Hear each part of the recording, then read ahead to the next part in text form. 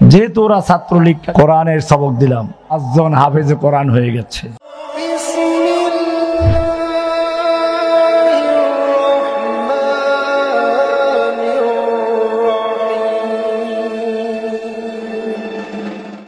ইসলাম তোমাদেরকে দেখায় কোন নেতার অনুসরণ করবে।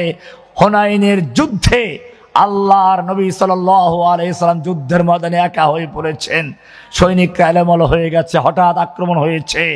আল্লাহর নবী যুদ্ধের ময়দানে একা অগ্রসর হচ্ছে, না বলছেন আনান নবিয়্যু লা কাযিব আনা ইবনু আব্দুল মুত্তালিব, আমি সত্য নবী, আমি মিথ্যা নবী নই, আমি পালাবার নবী নই। তাআলা ইবাদাল্লাহ, হে আল্লাহর বান্দারা, আমাকে কেন্দ্র করে যুদ্ধ চালাও, আমার কাছে চলে আস, আমি ময়দানে আছি।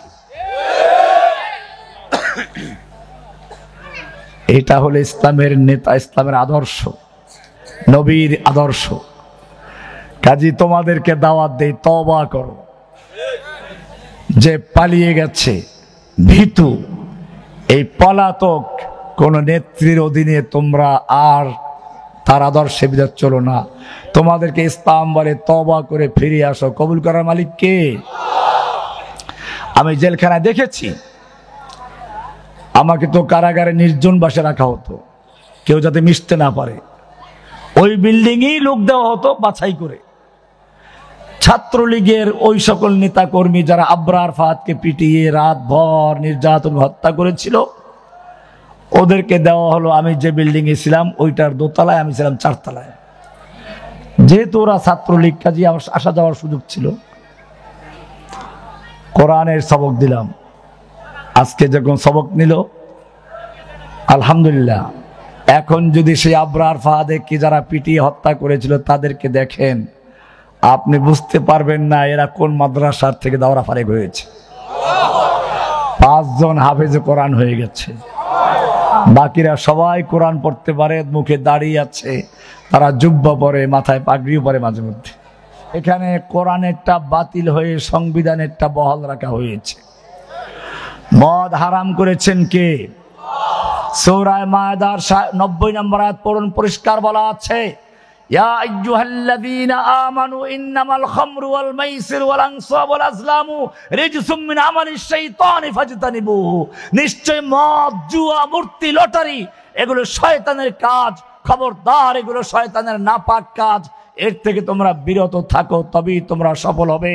তোমাদের ব্যক্তি জীবনে, সামাজিক জীবনে, রাষ্ট্রীয় জীবনে, সব জায়গায় সফলতার জন্য এটা তোমরা মেনে চলো। হারাম করেছেন কে?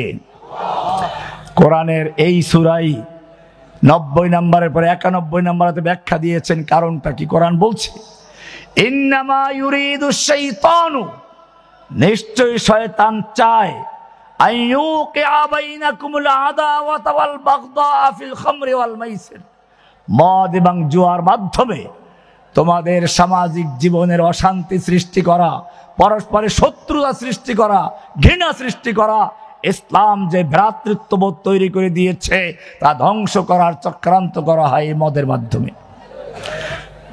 বাস্তবে দেখবেন, মা কত আদর করে সন্তানকে বড় করেছে, সেই সন্তান মাকে হত্যা করে মাদকের পয়সার জন্য।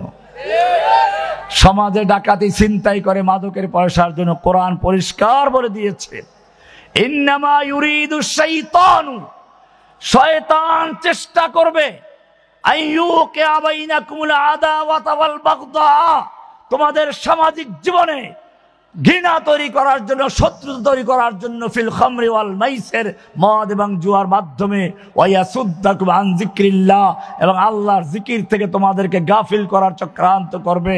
কে বলেছেন?